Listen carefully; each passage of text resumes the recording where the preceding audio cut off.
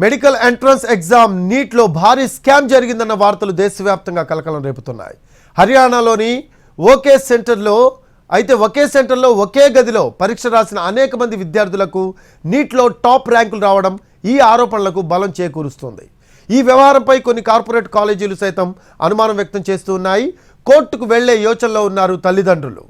MBBS, BDS, BAMS అలాగే BUMS వంటి medical కోర్సుల్లో చేరేందుకు దేశవ్యాప్తంగా మే 5న జరిగిన నీట్ ఎంట్రన్స్లో పలు చోట్ల గోల్మాల్ జరిగిందన్న ఆరోపణలు వెల్లువెత్తుతున్నాయి.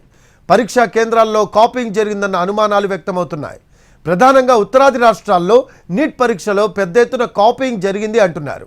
కొన్ని కాలేజీలకు ఒకే విధమైన టాప్ మార్కులు రావడంతో అనుమానాలు మరింత బలపడుతున్నాయి.